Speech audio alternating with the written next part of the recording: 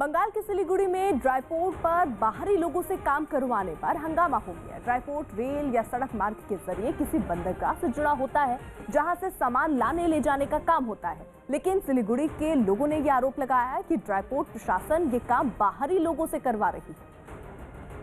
और इसी बात पर वहां इतना हंगामा हुआ कि पुलिस ने प्रदर्शनकारियों पर लाठीचार्ज कर दिया। ड्राईपोर्ट के दफ्तर के बाहर इकट्ठा हुए लोगों को पहले वहां से हटने के लिए बोला गया, लेकिन जब वो नहीं माने तो पुलिस वालों ने उन्हें डंडा लेकर दौड़ा लिया और पीटने लगे। कुछ लोग तो लाठियों की बरसात से डर कर भाग गए, लेकिन जो पुलिस के हत्थे चढ़े उनकी शामत आ गई।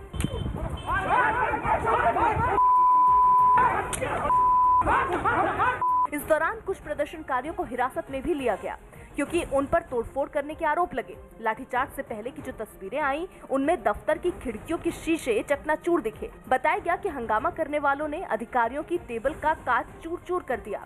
यही नहीं, वहां रखे कंप्यूटर और लैपटॉप को तोड़कर जमीन पर फेंक दिया गया और गमलों को भी तोड़ दिया गया। इसके अलावा कई मोटरसाइकिलों को भी नुकसान पहुंचाया गया, जिसके बाद पुलिस ने हंगामा करने वालों पर सख्ती बरती। सर, लॉ एंड ऑर्डर हाथ में लिए हैं तो हमें तो हमारी तरफ से एक्शन लेना पड़ेगा। लेकिन प्रदर्शन में शामिल लोगों ने आरोपों को गलत बताया और मीडिया के सामने अपनी रोजी रोटी की समस्या दोहराई। ये लोग बोला हम लोग बाहर से गाड़ी लेके आएगा, बाहर से काम करेगा, यहाँ का लोकल गाड़ी से काम नहीं करेगा। बताया गया कि हालात को संभालने के लिए ड्राईपोर्ट के सुरक्षा कर्मियों ने कुछ राउंड गोलियां भी चलाई, जिसके बाद बवाल बढ़ गया। मध्य प्रदेश के ग्वालियर से हैरान करने वाला एक वीडियो सामने आया, जिसमें बदमाशों ने एक दुकान में घुसकर कुछ लड़कों से मारपीट की। हंगामे और तोड़फोड़ की ये घटना वहां लगे सीसीटीवी कैमरे में रिकॉर्ड हो गई, जिसमें दिखा कि वो बदमाश दुकान में घुसते ही उन लड़कों पर टूट पड़े। उन्होंने बेल्ट से भी उनकी पिटाई की। इसके साथ ही उन पर मुक्के भी बरसाए गए। इन ताबड़तोड़ हमलों का जवाब देने के लिए उन लड़कों ने दुकान में रखा सामान उनकी तरफ फेंका। हालांकि उसका कोई असर नहीं हुआ। इस मारपीट के समय दुकान में रखी कुछ कुर्सियां गिर गईं। वहीं कुछ लोग बीच बचाव करते भी दिखाई दिए, लेकिन उनके साथ भी बदमाशों ने बदसलूकी की। ग्रेटा थनबर्ग का एक ट्वीट भारत के खिलाफ एक बड़ी अंतर्राष्ट्रीय साजिश का पर्दाफाश करने वाला साबित हुआ। देश को बदनाम करने की साजिश सामने आते ही कई शहरों में ग्रेटा थनबर्ग समेत कई विदेशी महिलाओं के खिलाफ लोग सड़कों पर आ गए, जिन्होंने सोशल मीडिया पर किसान आंदोलन के बहाने भारत को बदनाम करने की साजिश रची। कानपुर में एक बड़ा तिरंगा झंडा और ट्विटर पर तिल का ताड़ बनाने वाली महिलाओं के पोस्टर लेकर लोग सड़कों पर उतर आए। ग्रेटा थनबर्ग का एक पुतला भी बनाया गया, साथ में ढोल वाले भी चलते रहे। ढोल की थाप ऐसी कि शोर में प्रदर्शनकारियों के नारे तक गुम हो गए। शहर के एक अहम चौराहे पर पहुंचकर प्रदर्शनकारियों ने ग्रेटा थनबर्ग का पुतला फूंक दिया। कुछ इसी तरह का प्रदर्शन जम्मू में भी हुआ, जहां तिरंगे झंडे लेकर लोग सड़कों पर उतरे। पोस्टरों के जरिए विदेशी हस्तियों से भारत के मसलों को न छेड़ने की चेतावनी दी। ग्रेटा थनबर्ग के साथ पॉप स्टार रिहाना भी इन लोगों के निशाने पर रही। रिहाना और ग्रेटा की तस्वीरों वाले पोस्टर जलाकर लोगों ने अपने गुस्से का इजहार किया। दूसरी तरफ ग्रेटा थनबर्ग खुद अपने ही जाल में फंस गई। किसान आंदोलन के बहाने भारत की छवि को खराब करने की बड़ी साजिश का पर्दाफाश हो गया और ग्रेटा के ट्विटर अकाउंट से एक ऐसा हाइपरलिंक ट्वीट हुआ, जिसमें बड़े पैमाने पर भारत के खिलाफ प्रोपेगेंडा चलाने का पूरा ब्यौरा दिखा, जिससे ये भी साफ हो गया कि 26 जनवरी के दिन ट्विटर पर खास कैंपेन चलाया गया था, जिसके जरिए देश विरोधी ट्वीट किए गए। भविष्य में भारत के विरोध की दशा और दिशा क्या होगी, ग्रेटा ने गलती से जो लिंक ट्वीट किया उसमें इसकी पूरी जानकारी मिल गई। साथ में खालिस्तान का रिश्ता भी जुड़ गया, क्योंकि ग्रेटा के दस्तावेजों में मो धारीवाल नाम के शख्स का भी जिक्र है। मो धारीवाल दुनिया भर में भारत विरोधी एजेंडा चलाने वाला एक खालिस्तान समर्थक है, जो खुलकर दुनिया भर के लोगों को खालिस्तान के लिए एक करने की बात करता है। ये जानकारियां सामने आने के बाद साफ हो गया कि दुनिया भर के लोगों के किसान आंदोलन के समर्थन वाले ट्वीट देश के खिलाफ चल रही एक बड़ी साजिश का हिस्सा है, जिसमें रिहाना और ग्रेटा थनबर्ग जैसे नाम महज किरदार से ज्यादा कुछ नहीं है। न्यूज़ 18 के विक्रांत यादव की रिपोर्ट है कि ग्रेटा थनबर्ग के दस्तावेज सामने आते ही कांग्रेस पार्टी पर भी साजिश का हिस्सा होने का आरोप लगा, क्योंकि केरल की महिला कांग्रेस का किसानों के समर्थन वाला एक ऐसा ट्वीट सामने आया जिसकी भाषा हूबहू ग्रेटा के दस्तावेजों वाले एक ट्वीट की भाषा से मिलती है। विदेशों में भारत को बदनाम करने वाले कुछ संगठनों के नाम भी दस्तावेज में मिले, जिनमें किसान एकता कलेक्टिविटी का नाम शामिल है। वहीं इससे पहले विदेश मंत्रालय रिहाना और ग्रेटा जैसे लोगों को दो टूक कह चुका है कि भारत के अंदरूनी मामले से दूर रहें। और अब देश के खिलाफ रची गई इस अंतर्राष्ट्रीय साजिश के सामने आते ही दिल्ली पुलिस ने एक FIR भी दर्ज की है। लेकिन दिल्ली पुलिस का मानना है कि 26 जनवरी को दिल्ली में जो कुछ भी हुआ उसका जिक्र भी ग्रेटा थनबर्ग के दस्तावेजों में पहले से था, यानी जो उन दस्तावेजों में लिखा गया था दिल्ली में ठीक वैसा ही हुआ, जिसका सीधा मतलब ये है कि आंदोलन के दौरान हुई हिंसा भी अंतर्राष्ट्रीय साजिश का हिस्सा थी। इसलिए इस मामले की जांच अब दिल्ली पुलिस के साइबर सेल को सौंपी गई है।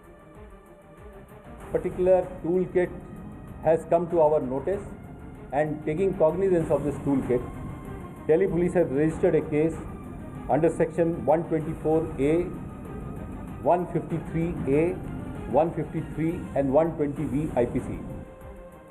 ये कहानी सामने आने के बाद सरकार भी अब सख्त हो गई है। केंद्रीय मंत्री प्रकाश जावड़ेकर ने भी दावा किया कि भारत के खिलाफ अंतर्राष्ट्रीय स्तर पर साजिश रची जा रही है। टूल किट का मामला है वो बहुत गंभीर है और साफ होता है कि कुछ ताकतें, विदेशी ताकतें भारत को बदनाम करने की साजिश कर रहे हैं। मुंबई के गोरेगांव में खाद्य विभाग की टीम ने क्राइम ब्रांच के साथ मिलकर कुछ जगहों पर छापेमारी कर मिलावटी दूध का कारोबार करने वाले एक गिरोह का पर्दाफाश कर दिया। जिन जगहों पर कार्रवाई की गई वहां से बड़ी मात्रा में नामी कंपनियों के दूध के पैकेट बरामद हुए, जिनमें नकली दूध भरकर लोगों को बेचा जाता था। यही नहीं, नकली दूध का कारोबार करने वालों का एक वीडियो भी सामने आया, जिसमें एक आदमी एक कमरे में बैठकर नामी कंपनियों की थैलियों में मिलावटी दूध भरता दिखाई दिया। इस बीच वहां एक महिला भी खड़ी रही और उसके आसपास नकली दूध के कई पैकेट पड़े नजर आए। इस मामले में पुलिस ने कुछ लोगों को गिरफ्तार भी किया है।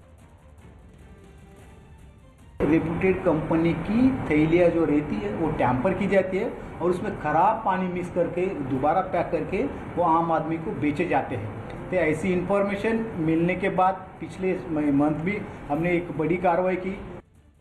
आतंकवाद को पालने वाले पाकिस्तान को अब आतंकियों के हाथों कोरोना वैक्सीन के लुटने का डर सता रहा है। News18.com की रिपोर्ट है कि इमरान सरकार को इस बात की चिंता है कि कहीं उनके देश के ही आतंकवादी कोरोना वैक्सीन की खेप को लूट कर न ले जाएं। यही वजह है कि आतंकियों से वैक्सीन को बचाने के लिए इसकी निगरानी के लिए खास कदम उठाए गए हैं, जिसके तहत पाकिस्तानी सेना की तैनाती के साथ ही साथ CCTV से भी निगरानी के इंतजाम किए गए, जबकि टीके ले जाने वाली गाड़ियों की सुरक्षा का जिम्मा पुलिस और पाकिस्तानी रेंजर्स को सौंपा गया और चीन से मिले इन टीकों को खुफिया जगह पर रखा गया ताकि आतंकी और अपराधी टीकों तक न पहुंच पाए।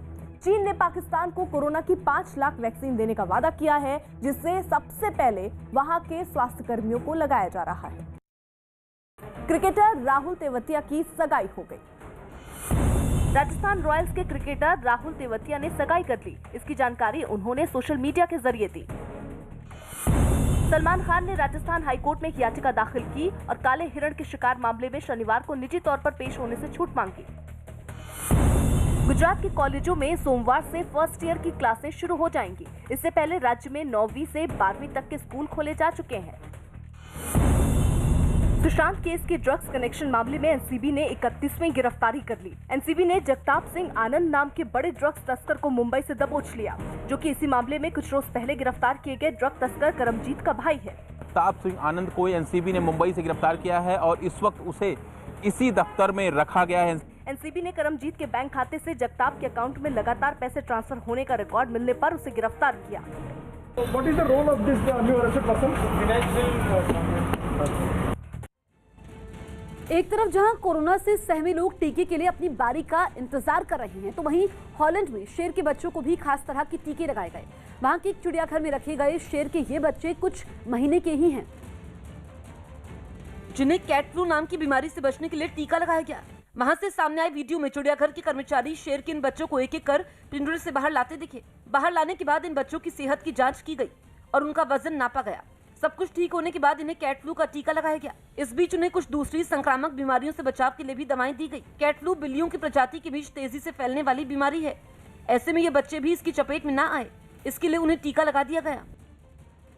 हल्के और घातक फाइटर जेट तेजस बनाने वाली भारतीय कंपनी हिंदुस्तान एरोनॉटिक्स लिमिटेड अब कुछ ड्रोन बनाने पर काम कर रही है। ये प्रोजेक्ट पूरा होने में करीब है और इसमें फाइटर विमानों के साथ बिना पायलट वाले छोटे और घातक ड्रोन जंग के मैदान में भेजे जाएंगे, जो इतने घातक होंगे कि पलक झपकते ही दुश्मन के ठिकानों को नेस्तनाबूद कर देंगे। चमचमाता हुआ दिख रहा ये ड्रोन किसी प्रोजेक्ट का हिस्सा है जिसे कमांड देकर कंट्रोल किया जा सकता है। हमारे पीछे आप ये देख सकते हैं, ये एक ऐसा सिस्टम है जिसको कि कैट्स कहा जाता है, कॉम्बैट एयर टीम सिस्टम। ये पूरी तरह से डेवलप किया जा रहा है अभी HAL की तरफ से। लक्ष्य चाहे हवा में हो या फिर जमीन पर, एक बार ड्रोन को लक्ष्य की जानकारी मिल जाए तो बचना नामुमकिन होगा। ये लेस होते हैं छोटे छोटे वेपन से, जो कि ग्राउंड टारगेट्स और एयर टारगेट्स दोनों को डिस्ट्रॉय करने की क्षमता रखता है। आने वाले दशकों में बिना पायलट के चलने वाले विमान यानी अनमैन्ड एयर व्हीकल किसी भी जंग में सबसे घातक हथियार साबित होंगे। इसी सोच के साथ ये ड्रोन बनाए गए हैं जो दुश्मन के घर में घुसकर वार कर पाएंगे। जैसे कि आपने देखा होगा बालाकोट एयर स्ट्राइक्स में, वी कैन नॉट क्रॉस, हम क्रॉस नहीं कर सकते हैं। देयर कुड बी सीरियस रिपरकेशंस, जैसे आपने देखा बालाकोट एयर स्ट्राइक में। तो आगे चल के जो भी होने वाला है वो सब अनमैन्ड एयरक्राफ्ट ही करेंगे काम। हालांकि इस प्रोजेक्ट पर अभी काम पूरा होने में कुछ वक्त और लगेगा, लेकिन इसे तैयार करने में भारतीय फौज की जरूरतों और भारतीय फौज के हथियारों का पूरा ध्यान रखा गया है। हिंदुस्तान एरोनॉटिक्स लिमिटेड के अधिकारियों के मुताबिक इस प्रोजेक्ट का नाम कैट्स रखा गया है, जिसमें 3 अलग अलग तरह के ड्रोन होंगे। ये ड्रोन किसी भी फाइटर जेट के साथ जोड़े जा सकेंगे और जंग के मोर्चे पर फाइटर इन्हें साथ लेकर उड़ान भर सकेंगे। दावा किया जा रहा है कि एक तेजस इस तरह के 20 ड्रोन लेकर उड़ान भर सकता है और इसी तरह सुखोई ऐसे 30 ड्रोन अपने साथ मोर्चे पर ले जा सकता है। और अगर रफाल जैसा कोई फाइटर है तो वो ऐसे 40 ड्रोन लेकर जंग के मोर्चे पर जा सकेगा। मकसद ये होगा कि अगर टारगेट किसी जोखिम वाली जगह पर है या दुश्मन की जमीन पर है तो फाइटर जेट को खुद जाने की जरूरत नहीं होगी, बल्कि फाइटर जेट में बैठा पायलट इस तरह के ड्रोन को टारगेट की जानकारी देने के बाद उसे जेट में बैठकर ही ऑपरेट कर सकता है। एक दिन पहले ही HAL ने भारतीय वायुसेना के साथ 83 तेजस विमान के सौदे से जुड़ी औपचारिकताएं पूरी की। नई जानकारी ये है कि नए तेजस विमानों के साथ ब्रह्मोस मिसाइल का एक नया वर्जन जोड़ा जा सकता है, जो तेजस को और ज्यादा घातक बना देगा। तेजस के साथ जिस ब्रह्मोस मिसाइल को जोड़ने की चर्चा हो रही है वो सामान्य ब्रह्मोस मिसाइल से कुछ छोटी होगी, जिसका नाम ब्रह्मोस NG दिया गया है। तेजस में हम अपनी मिसाइल को लगा सकेंगे, तेजस में और एमका में, तो इसमें लगभग 3-4 साल लगेंगे इसको डेवलप करने में। तब तक ये एयरक्राफ्ट भी बनेगा, तैयार होता रहेगा। ब्रह्मोस मिसाइल के 3 वर्जन पहले से भारतीय फौज के पास है। ब्रह्मोस भारत की सबसे घातक मिसाइल है जो किसी भी लक्ष्य को भेदने में कारगर है। जिन 83 तेजस का सौदा HAL और भारतीय फौज के बीच हुआ, उन्हें सेना को सौंपने का काम 3 साल में शुरू होगा। उम्मीद की जा रही है कि 3-4 साल में इसका काम पूरा हो जाएगा और आने वाले समय में जब जो ये 83 जो तेजस हैं, जब ये भारतीय वायुसेना में शामिल होंगे तो उस वक्त ब्रह्मोस भी जो है उनके साथ उसका हिस्सा होंगे। माना जा रहा है कि न्यू जनरेशन वाली ब्रह्मोस मिसाइल आवाज की गति से 3.5 गुना तेज होगी, जिसे तेजस के अलावा भी कई फाइटर जेट में लगाया जा सकेगा। दिल्ली में 26 जनवरी को हुई दंगों से जुड़ी कुछ और तस्वीरें सामने आई। दिल्ली में 26 जनवरी को हुई दंगों से जुड़ी कुछ और तस्वीरें सामने आई, जिनमें दंगाई पुलिस पर हमले की तैयारी करते दिखाई दिए। एक तस्वीर में दंगाई पुलिस को घेरे भी नजर आए। केंद्र सरकार के मंत्री और बीजेपी के बड़े नेता 6 और 7 फरवरी को देश भर में आम बजट पर प्रेस कॉन्फ्रेंस करेंगे। इस बीच बजट से लोगों को मिलने वाले फायदे के बारे में बताया जाएगा। दिल्ली में आज से 9वीं और 11वीं क्लास के सभी स्कूल खोल दिए जाएंगे। इस बीच सभी स्कूलों में कोरोना के नियमों का सख्ती से पालन किया जाएगा। नेपाल की राजधानी काठमांडू में कार्यवाहक प्रधानमंत्री केपी शर्मा ओली के समर्थन में बाइक रैली निकाली गई। 20 दिसंबर को केपी शर्मा ओली की सिफारिश के बाद वहां की संसद भंग कर दी गई थी, जिसके बाद से वहां के अलग अलग दल सरकार के इस फैसले का विरोध कर रहे हैं, जिसका जवाब देने के लिए ओली के समर्थक भी सड़कों पर उतर आए। उनके समर्थन में नेपाल कम्युनिस्ट पार्टी की यूथ विंग राष्ट्रीय युवा संघ की तरफ से राजधानी काठमांडू की सड़कों पर एक विशाल बाइक रैली निकाली गई, जिसमें हजारों की संख्या में लोग शामिल हुए। इस रैली की जो तस्वीरें सामने आई, उनमें शहर की सड़कें मोटरसाइकिलों से पटी दिखाई दी। हर तरफ सिर्फ बाइक पर सवार लोग हाथों में झंडा लहराते हुए आगे बढ़ते नजर आए। रैली में कुछ गाड़ियां भी शामिल हुई, जिन पर प्रधानमंत्री केपी शर्मा ओली के बड़े बड़े कटआउट रखे गए थे। पीएम ओली के समर्थन में निकाली गई ये बाइक रैली शहर के कई इलाकों से गुजरी, जिससे वहां जैम जैसे हालात बन गए। रैली में शामिल लोगों ने वहां की संसद भंग करने और अप्रैल मई में चुनाव करवाने की सरकार की सिफारिश का स्वागत किया। डिसिजन लिनुभयो, हामी त्यसको समर्थनमा मध्यवर्ती निर्वाचन वैशाख 17 र 27 को चाहिँ सफल हुनुपर्छ भनेर। इस बाइक रैली के आगे आगे पुलिस की कुछ गाड़ियां चलती रहीं ताकि हालात बिगड़ने पर उस पर फौरन काबू पाया जा सके। मध्य प्रदेश के खंडवा में दवा की एक दुकान में आग लगने से पूरे इलाके में अफरा तफरी मच गई। आग लगने की वजह का पता तो नहीं चल पाया, लेकिन इस घटना से उस इलाके में हड़कंप मच गया। आग की लपटों को देखकर लोग घबरा गए और फायर ब्रिगेड की गाड़ी के पहुंचने से पहले ही खुद उसे बुझाने में जुट गए।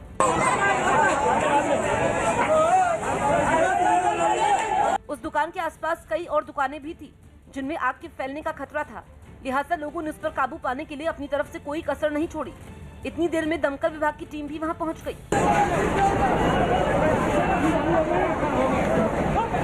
इस कार्रवाई में कुछ घंटों का वक्त लग गया। हालांकि तब तक दवा की ये दुकान पूरी तरह जलकर राख हो चुकी थी।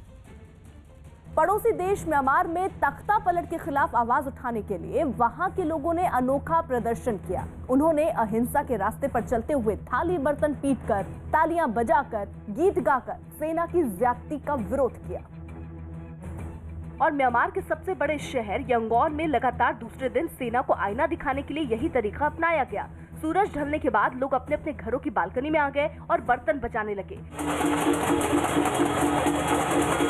वहीं कुछ तो सड़क पर खड़े होकर मोबाइल फोन की फ्लैशलाइट से रोशनी करने लगे। सड़क से गुजरती गाड़ियां भी तेज तेज हॉर्न बजाकर तख्ता पलट का विरोध करती नजर आईं। वहीं म्यांमार की राजधानी में कुछ स्वास्थ्यकर्मी गीत गाकर सेना के खिलाफ विरोध प्रदर्शन का हिस्सा बने। लोग न चीखे, न चिल्लाए, न उन्होंने तोड़फोड़ की और न ही मारपीट, मगर फिर भी उनके प्रदर्शन की गूंज ने दूर दूर तक उनकी आवाज पहुंचा दी। लेकिन म्यांमार के लोग भले ही वहां सेना के खिलाफ हों, चीन वहां की सेना के साथ खड़ा नजर आ रहा है। खबर है कि म्यांमार में तख्ता पलट के खिलाफ संयुक्त राष्ट्र सुरक्षा परिषद में निंदा प्रस्ताव पास करने की मांग उठी। अमेरिका, ब्रिटेन, फ्रांस, जर्मनी और जापान जैसे देशों ने म्यांमार में लोकतंत्र को बहाल करने की मांग उठाई, लेकिन चीन ने दलील दी कि अंतर्राष्ट्रीय दबाव और प्रतिबंधों से म्यांमार में हालात बिगड़ जाएंगे। लिहाजा चीन के एतराज की वजह से म्यांमार के खिलाफ निंदा प्रस्ताव पर सहमति नहीं बन पाई। चीन संयुक्त राष्ट्र सुरक्षा परिषद का स्थायी सदस्य है, इसलिए प्रस्ताव पास कराने में उसका समर्थन जरूरी है। इससे पहले चीन रोहिंग्या मुसलमानों के साथ बर्बरता के मामले में भी संयुक्त राष्ट्र में म्यांमार को घेरते से बचा चुका है। अमेरिका से जारी तनाव के बीच रूस ने एक सैन्य अभ्यास कर फिर अपनी ताकत दिखाने की कोशिश की। जो बाइडेन के अमेरिका की सत्ता संभालने के बाद से रूस का दूसरा सैन्य अभ्यास है, जिसमें हमलावर सैनिकों की एक टुकड़ी बड़े विमान में सवार हुई, जिसके बाद विमान ने जल्द ही आसमान की तरफ उड़ान भरी। विमान के कुछ ऊंचाई तक पहुंचने के बाद उसमें सवार सैनिकों ने नीचे छलांग लगानी शुरू कर दी। पैराशूट की मदद से ये जवान एक बर्फीले इलाके में उतरने लगे। इस अभ्यास में शामिल सभी जवानों ने जमीन पर सफल लैंडिंग भी की।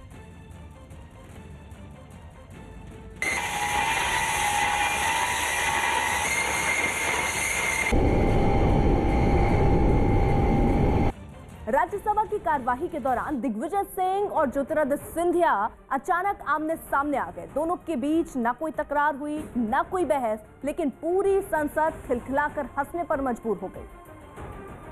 और इसकी शुरुआत तब हुई जब ज्योतिरादित्य सिंधिया का भाषण खत्म हुआ। हजारों बर्ग गिरे सभापति महोदय, लाख आंधियां उठें, वो फूल खिल के रहेंगे जो खिलने वाले हैं। धन्यवाद। अगले ही पल सभापति वेंकैया नायडू ने दिग्विजय सिंह का नाम ले लिया, जिस पर सांसद खिलखिलाकर हंसने लगे। श्री दिग्विजय सिंह जी,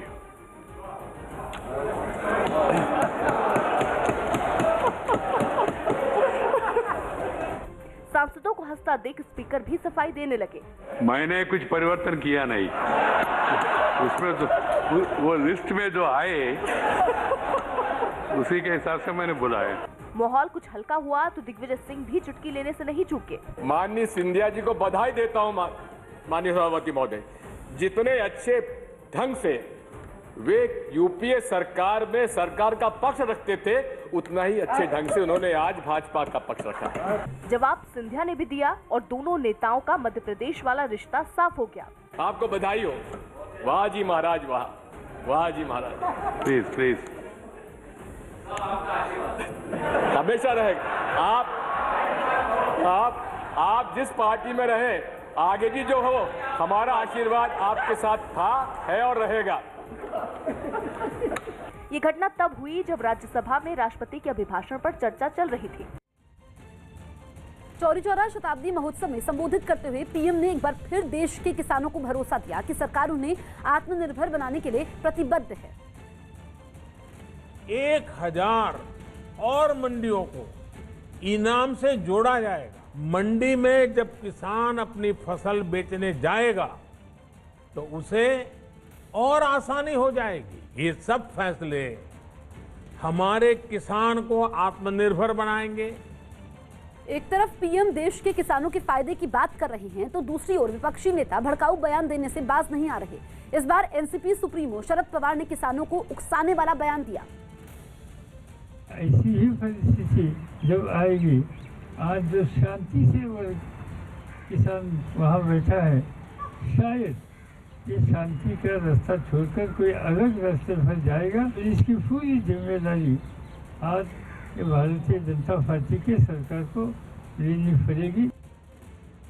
संसद में हाल ही में पेश किए गए आम बजट की खासियत बताने के लिए बीजेपी एक बड़ा अभियान चलाने वाली है। न्यूज़ 18 के अमिताभ सिन्हा की रिपोर्ट है कि बीजेपी का ये प्रचार अभियान 6 से 7 फरवरी और 13-14 फरवरी के बीच देश भर में चलाया जाएगा, जिसके तहत देश के लोगों को बजट की खासियत बताई जाएगी। इसके लिए बीजेपी के बड़े नेता और केंद्रीय मंत्री राज्यों की राजधानियों और बड़े शहरों में प्रेस कॉन्फ्रेंस करेंगे। साथ ही जनता के बीच सभाएं करने के निर्देश भी बीजेपी अध्यक्ष जेपी नड्डा की ओर से दिया गया। इसके अलावा बजट की बातों को सोशल मीडिया के जरिए भी ज्यादा से ज्यादा लोगों तक पहुंचाने का लक्ष्य रखा गया है। नाना पटोले महाराष्ट्र में कांग्रेस के अध्यक्ष बन सकते हैं। महाराष्ट्र विधानसभा अध्यक्ष नाना पटोले ने अपने पद से इस्तीफा दे दिया। खबर है कि कांग्रेस उन्हें प्रदेश में पार्टी अध्यक्ष बना सकती है। सिंगापुर के इमरान ख्वाजा को कुछ समय के लिए आईसीसी का डिप्टी चेयरमैन चुना गया। उन्हें 17 में 9 वोट मिले। इस तरह उन्हें 1 वोट से जीत हासिल हुई। कृषि मंत्री नरेंद्र सिंह तोमर ने एक ट्वीट किया और बताया कि देश के 100 जिलों में किसानों की फसलों के नुकसान का जायजा ड्रोन से लिया जाएगा। उत्तराखंड की गंगोत्री घाटी में बड़ी संख्या में कई विदेशी पक्षी पहुंचे हुए हैं। वन विभाग को उम्मीद है कि इन पक्षियों को देखने के लिए वहां पर्यटकों की संख्या में इजाफा हो सकता है।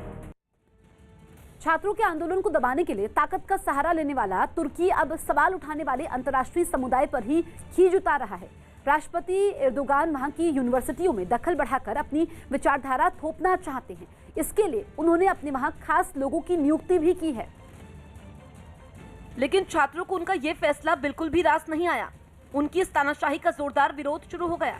राजधानी इस्तांबुल में एक बार फिर सैकड़ों छात्र सड़कों पर उतर आए और एर्दोगान के खिलाफ जमकर प्रदर्शन किया।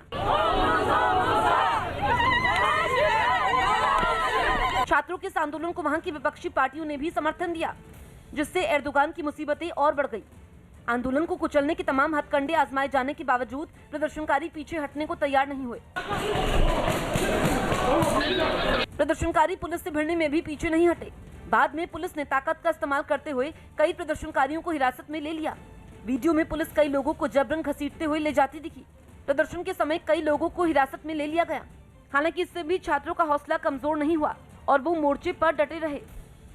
मुंबई की लाइफलाइन माने जाने वाली लोकल ट्रेनों में कोरोना नियमों की धज्जियां उड़ाई जा रही हैं। इन लोकल ट्रेनों को कोरोना की वजह से पिछले साल मार्च में बंद कर दिया गया था, लेकिन 1 फरवरी से इन्हें शर्तों के साथ फिर से शुरू कर दिया गया।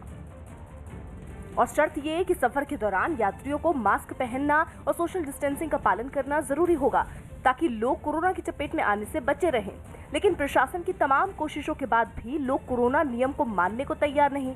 मुंबई के सीएसटी रेलवे स्टेशन से जो तस्वीरें सामने आई, उसमें कुछ लोगों ने मास्क लगाने तक की जरूरत नहीं समझी। मास्क नहीं लगाने वालों पर कार्रवाई के लिए बीएमसी ने स्टेशन पर कर्मचारी भी तैनात कर दिए। लेकिन इसके बाद लोगों का रवैया नहीं बदला। आप मेरे पीछे देख सकते हैं कि बीएमसी के कर्मचारी मौजूद हैं और जिन्होंने भी मास्क नहीं पहना है या मास्क नाक के नीचे पहना है, उन्हें फाइन या दंड देते हुए नजर आ रहे हैं। जो लोग मास्क नहीं पहन रहे हैं उनसे 200 रुपए का जुर्माना वसूला जा रहा है। पकड़े जाने पर कुछ लोगों ने तो जुर्माना भर दिया, लेकिन कुछ लोग बीएमसी कर्मचारियों से बहस करने लगे, जबकि कुछ लोग मास्क नहीं लगाने के पीछे अजीब व गरीब दलील देने लगे। मेरा मास्क लगा हुआ था मैम, मैं खाली 2 मिनट के लिए ऐसा किया, इन्होंने मुझे तुरंत ही रुका लिया। बीएमसी कर्मचारियों का आरोप है कि जुर्माना मांगने पर कई लोगों ने उनसे बदतमीजी भी की। 2 जन का हाथ में मास्क था तो लोग फाइन दे रहे थे, दूसरा आके बोल रहे कि ये लोग चोर है, इनको फाइन मत दो और भगाओ यहाँ से। यही नहीं, रेलवे की तरफ से भी इन ट्रेनों में सफर करने वाले लोगों से मास्क लगाने की अपील की गई। पश्चिम बंगाल में ममता सरकार आज अपने कार्यकाल का आखिरी बजट पेश करेंगी। पश्चिम बंगाल में विधानसभा चुनाव के ऐलान से पहले ममता सरकार अपने कार्यकाल का आखिरी बजट आज पेश करेगी। पीएम नरेंद्र मोदी ने कोरोना महामारी और उसके वैक्सीनेशन के मुद्दे पर दक्षिण अफ्रीका के राष्ट्रपति से फोन पर बातचीत की। इस बीच पीएम ने भरोसा दिया कि कोरोना के टीके और भारत में बनी दवाइयों का फायदा दक्षिण अफ्रीका समेत सभी देशों को मिलता रहेगा। सऊदी अरब की राजधानी रियाद में दुनिया का सबसे बड़ा और सबसे तेज चलने वाला रोलर कोस्टर बनने जा रहा है। ये रोलर कोस्टर 155 मील प्रति घंटे की रफ्तार से चलेगा और इसके 2023 तक शुरू हो जाने की उम्मीद है। दिल्ली सरकार ने आरोप लगाया कि केंद्र सरकार उसके अधिकार कम करने जा रही है। न्यूज़ 18 की प्रियंका कानपाल की रिपोर्ट है कि अधिकारियों के मुद्दे पर एक बार फिर दिल्ली सरकार और केंद्र के बीच तनातनी बढ़ गई है, क्योंकि केजरीवाल सरकार ने आरोप लगाया कि केंद्र सरकार उसकी शक्ति कम करके उपराज्यपाल को देने जा रही है, जिसके लिए वो केंद्रीय कैबिनेट में गुपचुप तरीके से एक प्रस्ताव लाई है। दिल्ली के डिप्टी सीएम ने इस मुद्दे पर एक प्रेस कॉन्फ्रेंस भी की, जिसमें उन्होंने आरोप लगाया कि केंद्र सरकार एलजी को इतनी पावर देने जा रही है कि वो दिल्ली की चुनी हुई सरकार के काम रोक सके, जबकि बीजेपी ने आर्टिकल 239 का जिक्र करते हुए ये साफ कर दिया कि केंद्र सरकार का जो भी फैसला है वो नियमों के मुताबिक है। लेकिन केजरीवाल सरकार ने बीजेपी की मंशा पर शक जताया। भारतीय जनता पार्टी पिछले दरवाजे से दिल्ली की जनता पे शासन करना चाह रही है। केजरीवाल सरकार की ओर से हो रहे इन हमलों का जवाब देने में बीजेपी ने भी देर नहीं लगाई और संविधान के नियमों की बात करते हुए पलटवार किया। इनको संविधान की जानकारी कम है, तो मैं मान सकती हूँ कि इनको लीगल एडवाइस की ज़रूरत है। 239 आर्टिकल 239 इनको कहिए कि पढ़ लें। मौसम के करवट बदलने के साथ उत्तराखंड के कई इलाकों में भी भारी बर्फबारी हुई। रुद्रप्रयाग में चोपता, तुंगनाथ और केदारनाथ में जबरदस्त बर्फबारी हुई। ये इलाके पूरी तरह बर्फ की सफेद चादर में ढक गए। बर्फबारी की वजह से एक तरफ जहां तापमान में कमी आई है, तो वहीं बर्फबारी का लुत्फ उठाने के लिए बड़ी तादाद में सैलानी वहां पर पहुंच रहे हैं। हालांकि इलाके के लोगों को बर्फबारी की वजह से थोड़ी मुश्किलों का सामना जरूर करना पड़ रहा है, लेकिन वहां आने वाले सैलानी और टूरिज्म से जुड़े कारोबारी बर्फबारी से बेहद खुश नजर आ रहे हैं। कोरोना काल में ब्रिटेन में स्वास्थ्य कर्मियों के लिए पैसे जुटाकर हीरो बने 100 साल के एक पूर्व सैनिक को खास से लेकर आम लोग तक अनोखी आखिरी विदाई दी। पूर्व सैनिक कैप्टन टॉम ब्रिटेन के लिए दूसरे विश्व युद्ध में लड़े थे, जिनका 2 दिन पहले कोरोना की वजह से निधन हो गया था। लेकिन जीते जी उन्होंने कोरोना से लड़ाई लड़ने में ब्रिटेन को जो मदद की, उसके सम्मान में खुद यूके के प्रधानमंत्री बोरिस जॉनसन ने जमकर तालियां बजाई। ब्रिटेन की सेना और वहां की पुलिस ने भी कैप्टन टॉम को याद किया। जिस अस्पताल में वो भर्ती थे, उसके स्टाफ ने भी उन्हें श्रद्धांजलि दी। असल में खुद बोरिस जॉनसन ने ही कोरोना से लड़ाई में कैप्टन टॉम के योगदान के लिए लोगों से तालियां बजाने की अपील की थी। उनकी अपील का असर भी हुआ और ब्रिटेन के अलग अलग इलाके तालियों की आवाज से गूंज उठे। ब्रिटेन की संसद में भी 1 मिनट का मौन रखकर सांसदों ने उन्हें श्रद्धांजलि दी। कोरोना से निपटने के लिए जब पिछले साल ब्रिटेन में पहली बार लॉकडाउन लगाया था, तो कैप्टन सर टॉम मॉर ने स्वास्थ्य कर्मियों की मदद के लिए 3 करोड़ पाउंड से भी ज्यादा, यानी भारतीय रुपयों में 327 करोड़ से ज्यादा की रकम दान के लिए जुटाई थी। उम्र के इस पड़ाव में अपनी कोशिशों की वजह से वो ब्रिटेन में हीरो बन गए थे।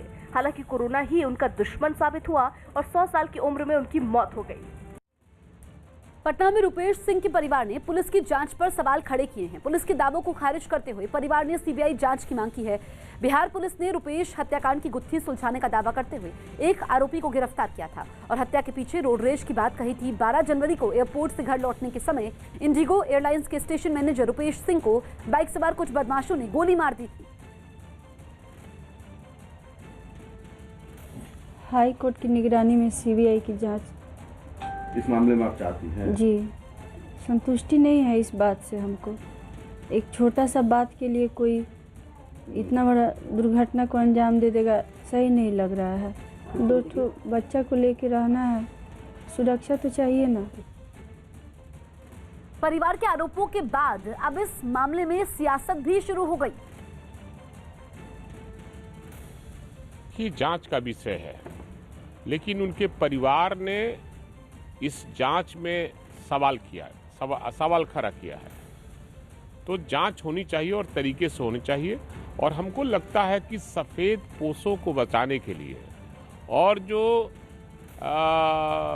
वीआईपी लोग हैं और ब्यूरोक्रेट हैं, उनको बचाने के लिए सारी प्रक्रिया की जा रही है। कि निश्चित तौर पर पटना पुलिस पर हमें गर्व है।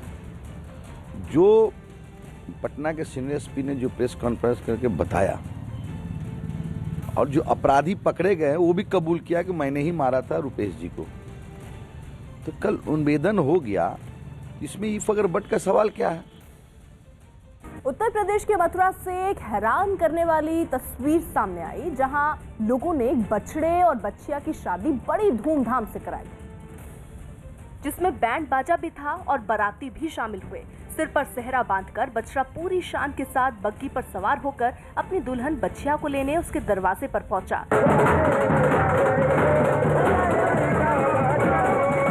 इंसानों की शादी की तरह इस शादी में भी सभी रस्में कराई गई। शादी के लिए टेंट लगाया गया, बारातियों के बैठने का इंतजाम तक किया गया, यहाँ तक कि बछड़े को सामान भी दिया गया। हम 33 करोड़ देवताओं की पूजा नहीं कर सकते। नंदी बाबा का और नंदी मैया का विवाह कर दें, जिसके अंदर 33 करोड़ देवताओं का वास है। इस अनोखी शादी में लोगों के अलावा कई जानवर भी शामिल हुए। पश्चिम बंगाल